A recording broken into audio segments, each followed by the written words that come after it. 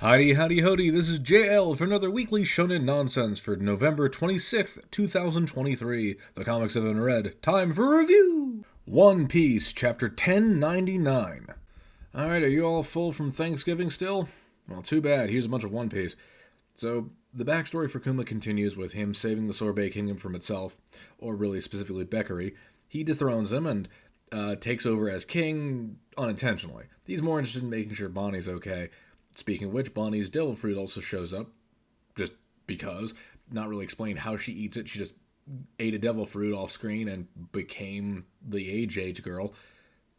And that also leads to the next big event, which is Beckery coming back. Yeah, so he didn't take dethroning very well, and uses whatever leverage he has to convince the world government and the World Economic Journal to, or World Economic Times, to throw all of his crimes onto Kuma. So, of course, Kuma confronts him individually, but doing so makes him a enemy of the world government, thus a pirate. And Kuma can't stay in the Sorbet Kingdom. He instead goes off on a journey to, find a way of curing Bonnie. And thus we get to see him going to all the places he sent the Straw Hats to in or after Shibodi, which is really fun to see all those places kind of from a different perspective.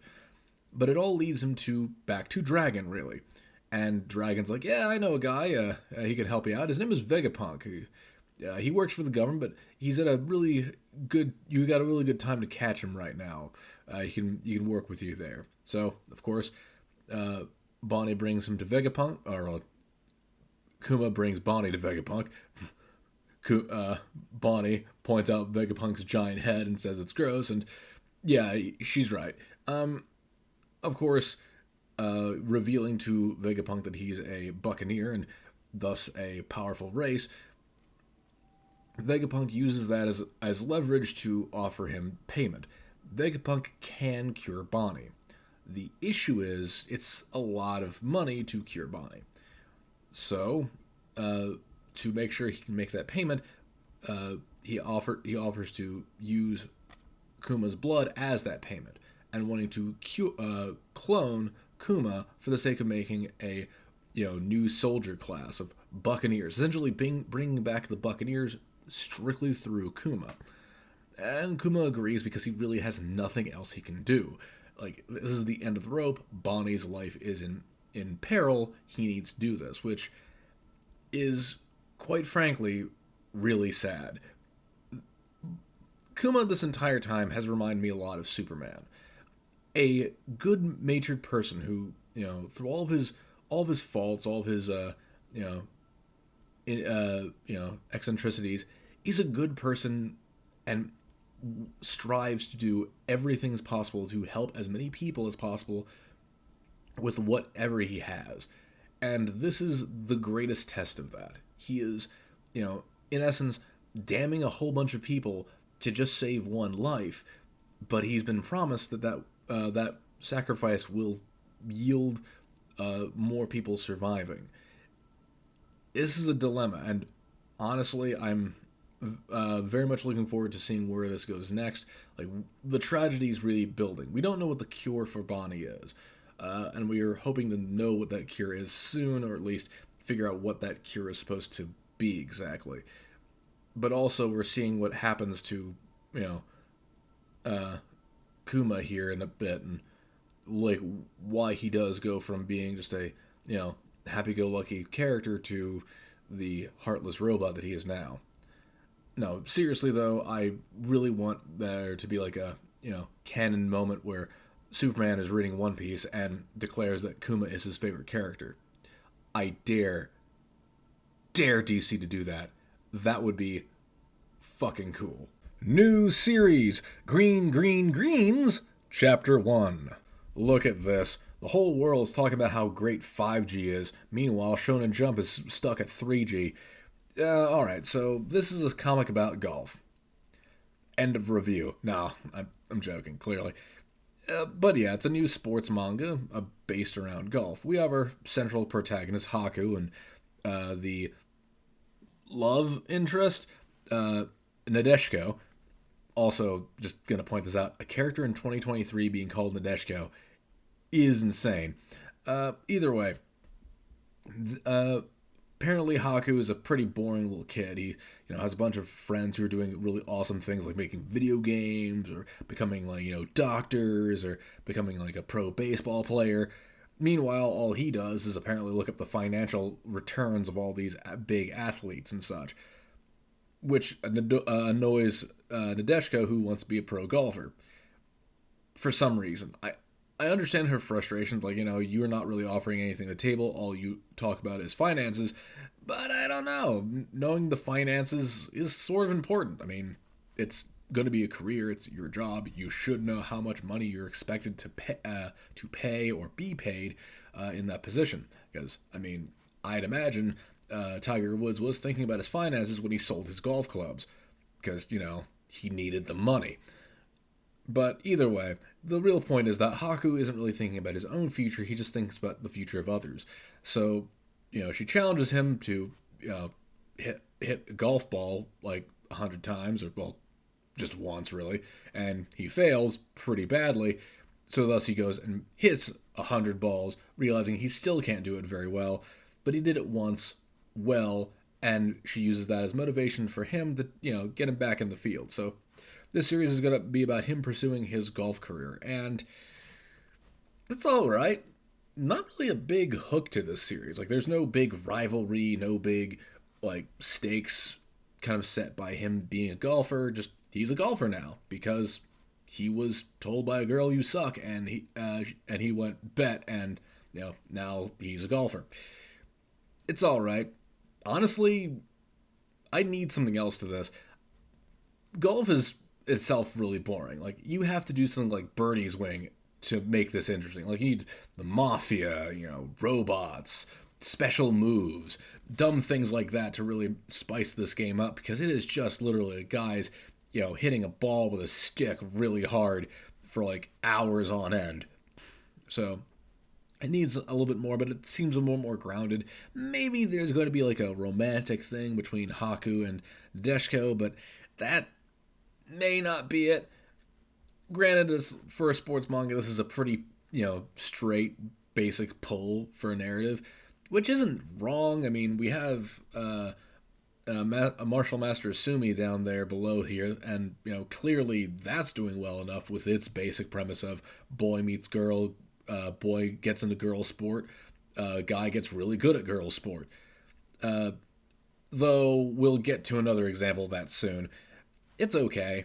Again, I do need some Yu-Gi-Oh kind of shenanigans here to make this really entertaining for as boring of a sport as this as golf is. And yeah, just hope they can get their internet to be better than this. Should be green, green, green, green, greens. 2 on Ice, Chapter 10. Well, talking about meet cute sports manga. Yeah, so apparently our boy did pretty well here, getting 6th place in this entire lineup with that one triple axel. So yeah, now our boy's at the crossroads. Clearly he could go off and become a big shot singles skating champion, taking on rivals from the second and first place. Literally, the number 2 in all of Japan looks at him and goes, "Hey man, I was just talking about you." Like, as if it was nothing, as if like he's something we talked about. And or go with the girl who he inspired to be, who was herself a solo act, but because of her own limitations, she's showing that she can no longer be a solo act, so she has to pair up with somebody, or else her career is over.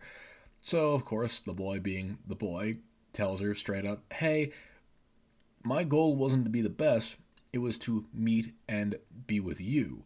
So he decides, I'm going to go with pairs, side by side with the girl. And the chapter ends with prologue final chapter. I don't like seeing that. I'm getting some ITLC flashbacks here. That's not good. So yeah, I was talking about how, sports manga about meet cutes are, really doing well. This is the counterexample to that. So yeah, this is kind of, telling. It's not too unrealistic that this gets canceled here in the next couple of months, or at least in the next month and a half probably. the series is done well enough, but it still does the same thing it's been doing for a while, which is just it talks too much. Now, comics are a medium that is mixed of both words and pictures. It's moving pictures, like images kind of tell the story through multiple different paintings, and the words are there to glue those paintings together to make a coherent narrative. The problem is this series doesn't let the art sing enough. Like, it's really gorgeous. Like, it's a good looking comic. But instead of allowing that good looking art to, breathe, it sort of like stagnates it with too many words. Like, I can't recommend this series because it's a really slow start. If it does survive somehow and goes on to be like 100 something chapter, I might tell people just skip this bit. If it ever gets to like handling this over talking, I would just say skip the beginning. It's like just know he gets to do pair. He doesn't like he really improves, and then he goes off and becomes like the doubles champion with Kisara. Like there's no point in reading this bit if you're really looking to get into the series. Again, you may be only reading this part of it though. It's looking pretty grim on ice. Had to get that one in there. Kagurabachi, Chapter 11. So to reiterate a point from last week, we really need to kill Sojo, but to put an addendum to that, really painfully and really slowly and gruesomely, preferably with a sieve. Yeah, so following up from last week, we find Chihiro in the hospital, apparently recovering from his injuries in a public hospital as opposed to one run by the Kamunabi who saved him last week. They basically give him the rundown of what's going on. Apparently, not only did this jerk apparently steal 2 legendary swords, he also got a piece of the stuff that made it, the Daten Seki, something rock. I don't know Japanese, so he gets that rock, and of course the rock itself is pretty volatile. Touching it releases a lot of magical energy, which, if handled improperly, can kill you. Which is what makes Chihiro's dad being able to do that pretty remarkable.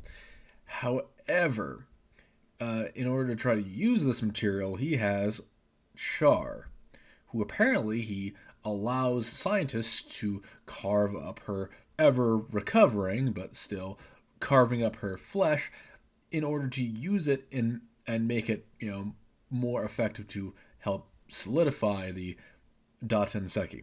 So again, we need to kill Sojo.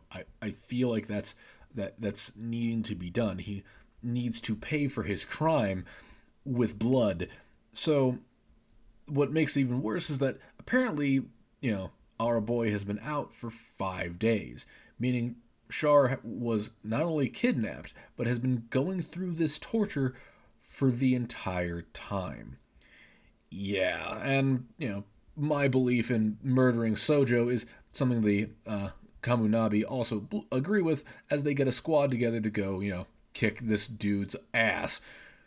And of course, Chihiro wants in. We get introduced to a bunch of new characters who, quite frankly, are cool looking, but that's not the important bit here. They're nice, they're cool designs, I don't care, I need blood.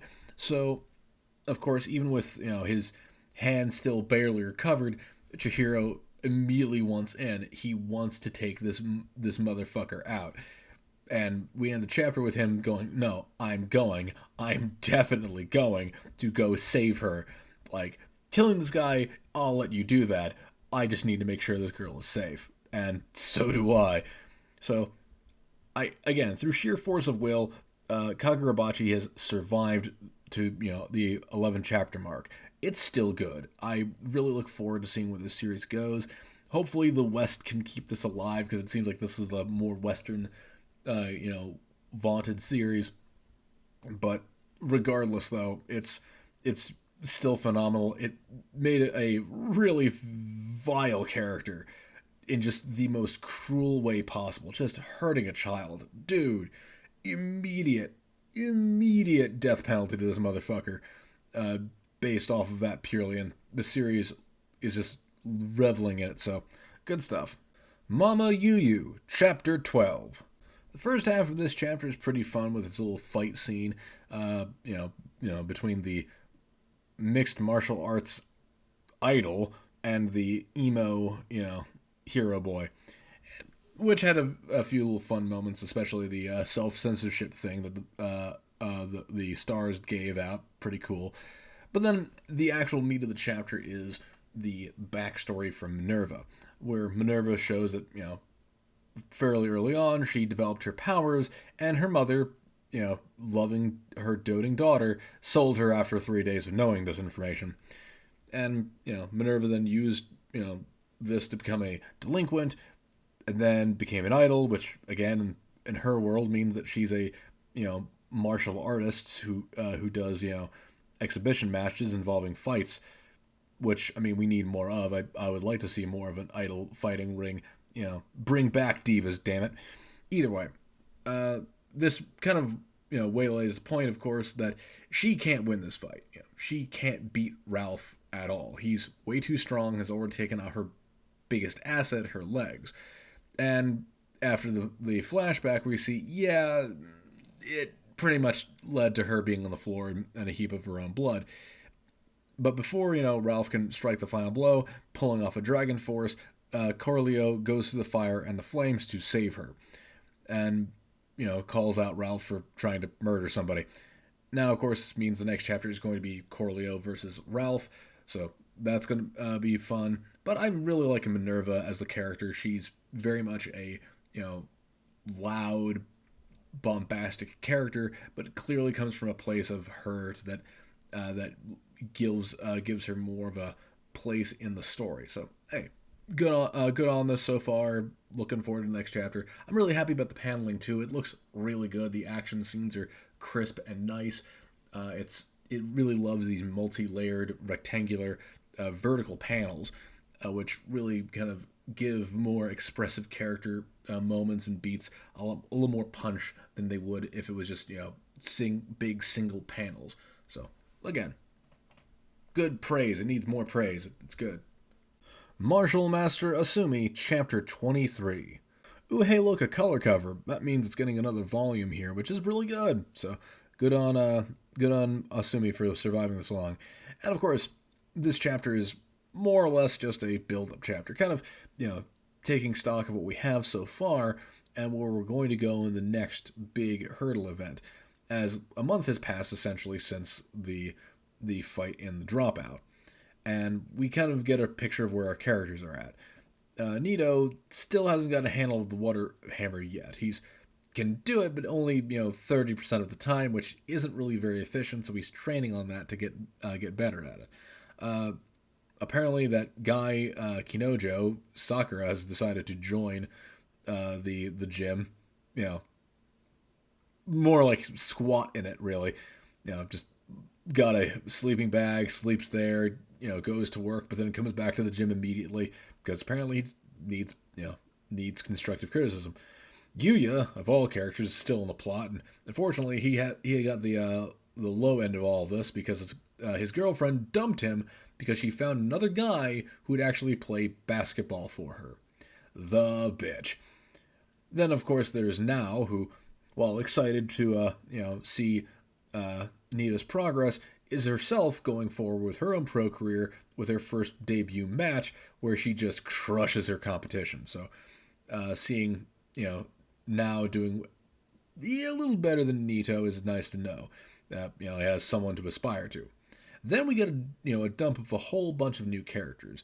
Ayako, Takanori, and Reiji. Ayako is more like the, Ojo-sama going, oh ho ho ho, laughing at her own jokes, not doing the actual proper laugh because I don't want to peak my audio that badly. Takanori being sort of her servant, sassy butler. I thought it was funny. And then Reiji being Mr. Studio Girl, trying to get Now to take off her glasses, which of course Nito is vehemently against. Do not threaten this boy's fetish, he will end you. And then the chapter kind of ends with a mysterious janitor, worker guy, kind of pointing out, like, hey, aren't they nice, youthful kids? I miss those days. Before the chapter kind of ends with some ominous foreshadowing of the action to come. Again, this has been great. The last arc was a booming success, and this is building up to the next big tournament, the bout, where we kind of get to see a lot of the young people that we just got introduced to kind of duking it out and getting more page time, especially for guys like Yuya, who really didn't get much screen time. We get more of a Kin, who's a really up and coming character from the Dropout series, and we're gonna get like probably the return of Taiga for the next bit. Well, or at least whenever he goes pro, because he's not a pro yet. Either way, again, good. See, meet cute sports manga can do well. It's just when they do badly is when you kind of notice. Nue's Exorcist, Chapter 28. Alright, the game is over and the culprit is caught. Now, to reveal the secret identity of this evil naysayer, and it's his little sister. Oh god. So yeah, it's revealed that Gakuro's sister, Shitotsu, is the one who just joined the squad. Apparently, she's been a naysayer of Gakuro for a while, mostly because he ran away after his dad died. Completely irrational action to run away from, danger when your parent dies. Deal with trauma the old-fashioned way, liquor and dealing with it. So, yeah, she is upset with him, and Gakuro, being Gakuro, is kind of like, don't be angry. I guess I'll just leave now. And of course, Nue's like, nah, we need you people to actually like do stuff for us. So I'm gonna lock you in this room, and you're gonna have to, only get out when you start working together. This works as well as you would think it would. They start opening up, but clearly she still hates him for obvious reasons. Of course, at some point, Shiroha and Suo get in there, because of course they can. They throw a small party to welcome Shitotsu in. However, of course, Shiroha cuts through the bullshit immediately and points out, like, why are you upset with him? Why are you kind of doing all of this? This feels sort of stupid. Before like bouncing off. Of course, this then gets intercut with Nue having a conversation with one of the other captains, revealing that, Gakuro's dad was once also a captain. And we're like, what was his deal anyway? And the chapter ends there.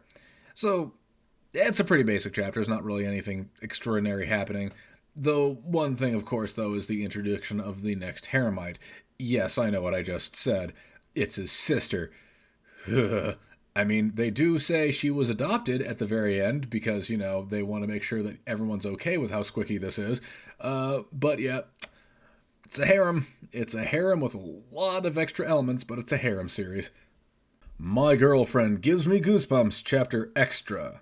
So this is one of those extra chapters, of course, small 3 pages, explaining sort of a background element of the story, how like Oki just has like this big information network. Apparently she just has been doing this for a while, since apparently kindergarten, just like, going up to people, asking what their problems are, dealing with the problems, and then kind of just using that as leverage to, like, hey, you do good deeds too, and then I'll do good deeds to help you, and using good deeds as a way of like exploiting people. And of course, it goes from like silly classroom shenanigans to apparently busting a fraud ring. Wait, hold on a second. There was a fraud ring they busted, and that's not the plot of the story. Suicidal teenagers one thing, but seriously though, a drug ring, fraud ring, really, but really whatever. Point is, you're threatening us with a really good story and then throwing it off to the side as if it's nothing. I mean, guys, you could make a comic about that. You could make a detective comic about that, just on that premise alone. That's insane. Do that series, please. Oh my god. Kill Blue, Chapter 31. More like Kill Blue Hawaii. Heyo! Alright, so we got a color cover, so good volume release chapter. And of course, we get introduced to a new character of Hashimoto Sensei, who is there to actually teach them how to surf. And she does the proper stuff there, actually explaining how surfing works and how you have to first learn how to, catch the wave. It's really fun. I like surfing as a visual element. It really does allow characters to do some fun things, and this chapter shows that pretty well off. We get a small little interlude with Mai showing up there because, of course, she works on the beach. She knows how to surf. Of course, she has something nearby. It makes sense. As she tries to flirt with Ogami, and Ogami, being the best boy, just kind of ignores it entirely because he's a 39-year-old man. He's not impressed with your young teenage body. Thank God. And of course we see them progressing with their surfing. They're doing pretty well actually. They're already out in the water. They're already catching waves. They're struggling. Their bodies aren't used to it, but it makes sense. They're just kids. They haven't really experienced this yet. And of course, then they go to the hotel, lights out, time to talk about your crushes. And fortunately, this happens for both the girls and the boys. The boys having, two hitmen and a small teenager wanting to know about their crushes. So, Kido had a good run, but I guess he's gonna die tonight. Cypher Academy, Chapter 50. Alright, so I guess they've reached the floor 100, which is an interrogation room where the players are stuck with the, prisoner's dilemma of either betraying other people or staying silent in order not to snitch. And, with the conditions, only one of them can move forward if they betray the others. But, of course, one of them decides, no, I'm going to admit my guilt so I can let the other two go free and get farther together, which is all well and good. And, until you realize this is a long-form storytelling series and we need to get to the bloody fucking point, and this little nod also kind of kills one of the characters off pretty finely in that Oboro, who somehow joined their team. They kind of inexplicably say last we knew Iroha was up on floor 22 and now he's at a floor 100, and we just kind of skipped him gathering more people or losing people and getting to the state that they're in. And this is really dumb. It's just really fucking dumb. Because especially considering Oboro loses and is stuck there for 24 hours, and they then have this big moment at the very end of the chapter where the two of them who Iroha and En, I think, if I recall her name, I'm not gonna remember all these characters' names. Get off the elevator as they're getting down to the next floor, and they're like, oh, we're carrying our team with us, and I'm just sitting here going, they're not dead. They're just logged off of a video game, or they're logged into a video game, sitting there, waiting. It's not that fucking important, guys. It's really just non-stakes constantly. We're on a treasure hunt in the middle of a building wearing goofy glasses in order to, get cryptocurrency. This isn't serious, and it's not going to ever be serious. This just stinks. Akane Benashi, Chapter 88. Remember never to judge a book by its cover. So, clearly, Koguma actually, pretty much killed that entire story, which was funny as all hell since the very beginning. Just didn't stress that enough. That was really funny, the whole licking the pagoda. Of course, it's only because he put so much research and time into bringing a story that in a normal oral tradition would have been explained how to tell it. He took it from written word and turned it into an oral narrative, basically by himself through sheer force of will. And, while most people won't recognize it, he at least got the audience to, roll over laughing with the story that he found. This also leads to, the confrontation, backstage, where it's revealed that he really wouldn't have done this back in the day. He wouldn't have gone out to this contest, this little get-together back in the day until, the Kane came into his life. And obviously, her influence really got him, which is nice to see our main character being such a prolific part of the story.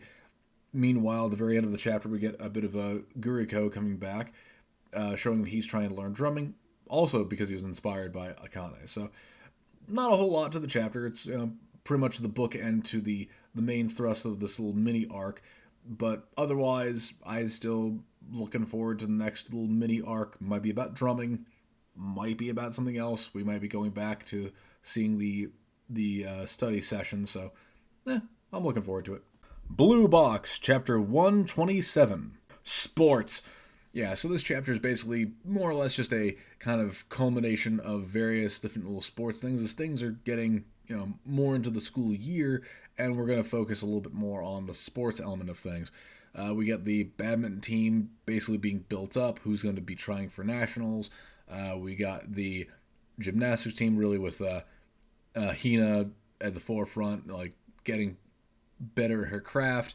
And we get the basketball team, like, devising strategy and doing their drills, as well as kind of conversing, like, who might be a problem later on.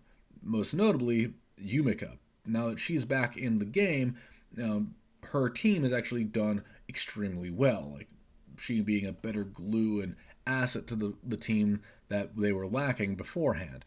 Which then leads to Chinatsu actually meeting Yumika at an old park where they kind of ball together for a bit, like reminiscing about how old times are, like, how like the love of the game came back to Yumika, and she like felt like it never actually left. However, this also leads to the realization that Yumika is not in the same team as Chinatsu, meaning the next time they meet isn't going to be as like partners, but as rivals. And of course, the chapter ends with Taiki and Haruto, or Yusa Jr., discussing like how to best learn a trick shot when Hyodo's little sister comes waltzing in going, hey, you want to practice with Hyodo? So next chapter is going to be, Hyodo's sister trying to get with Taiki while they're training to learn a trick shot. So generally what this is kind of leading into is possibly some drama for Chinatsu. We're getting a point where Chinatsu is like at a high.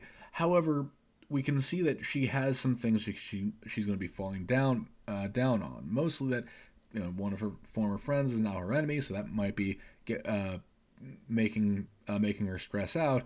And nothing would be even more stressful than to see like her boyfriend possibly with a younger girl who's being a little more forward about her romantic interest in him out in the forefront. So threatening her own relationship. So I don't really want Chinatsu's distress, but for the drama, the juicy drama, I can't help but bite in. Witch Watch, Chapter 134. Oh, a tiny little kindergarten Nick who just want to pinch her cheeks off. So yeah, this is apparently a little side chapter here where, of course, Nico's having to go to some kind of school while they're still capturing the butterflies. And while she's not really aged too far, she's up in at least elementary school where she's being sent to the kindergarten class to just kind of be around her people her own age and make some friends. And of course, Nico immediately starts showing off her magic because, of course, kids aren't going to believe a kid is a witch until they prove it. So, children on the ceilings and so on. And of course, even after one event, they still egg her on to do even more. And of course, she gets a small collective of children to leave the school behind as they're wandering around the city, literally walking on walls, until they basically climb up a tower where they reveal, oh no, Nico's run out of magic. But using a little bit of clever thinking, they use what little magic they do have left to float safely down to the school grounds without no one being the wiser. And with the young boy who is disbelieving her, wanting to go to her house and meet the rest of her family. Possibly hinting at a rivalry between a high schooler and a kindergartner over the transformed kindergarten version of the high schooler's crush. It's silly nonsense, but, that's what we're here for. You really can't argue with this. Sakamoto Days, Chapter 145. Alright, so this chapter is a bit of a break out of the action for a bit to just kind of divulge into the backstory for Mafuyu and actually Natsuki, his brother. We find that apparently their parents were really pushing them to become top-class assassins and would force them to go to the mountains to train, but of course Mafuyu is a giant germaphobe and Natsuki's less interested in going out and training and more interested in making objects. So, he makes his brother some cool assassin shoes so he doesn't have to, hold a knife in his hand and get germs on it. They, go back and forth, Mafuyu seeing all of Natsuki's neat tools and kind of wanting him to stay around until, unfortunately, their father finds out that Natsuki's actually not training and instead making useless quote-unquote inventions. And this leads to Mafuyu basically being saved by Natsuki, who's trying to avoid him going into the order immediately by taking on the role himself. And this then leads back into the current times where he's being assaulted by the order when, of course, out of nowhere, Natsuki comes back in for the save and stops him from dying. Good chapter overall, a bit quieter than normal, but it's about, interpersonal relationships and about a brotherly love dynamic we don't really get to see very much, obviously, from these types of series. But it might have been slow, but there are always those slow Sakamoto days. Undead Unluck, Chapter 185. It's time for a food battle! Alright, so we got Fuko's team versus Engine, now competing not just in general flavor, but also in sales, seeing how many bowls they can sell of their ramen from their respective menus. And of course, Engine being, a professional, is able to at least keep up with things, but Fuko and her team are negators and can use their negation abilities to, deal with a lot of the hang-ups they might have as just regular human beings trying to cook. So, which is, leads to some hilarity involving Rip using unrepair to make the lettuce keep its freshness, and Yusai making sure that the pork doesn't have its umami flavor undrawn from the actual pork. It's wonderful, silly stuff like that keeps me reading. Of course, that this leads to a bit of a flashback with Engine explaining what love he puts into his dishes that may not actually exist here yet with his current incarnation. And in typical, Shokugeki fashion, the end of the chapter shows that, Engines is still killing it flavor-wise. It's still worth it, and he's still getting sales. But then, as if out of nowhere, Fuko's ramen dish comes out and explodes in Engine's face. So if everything is going according to plan, the next chapter we're going to see a lot of naked people. Just, clothes flying off from the sheer flavor of it all. You wonderful butterfly never change, Undead Unluck, seriously. And that's going to do it for this week. Not a lot of comics this week, comparison is not the biggest week, only 15 chapters to read through, but still pretty substantial with the new series coming out kind of being the majority page length of any of these chapters this week, as well as, One Piece continuing to be extremely heavy.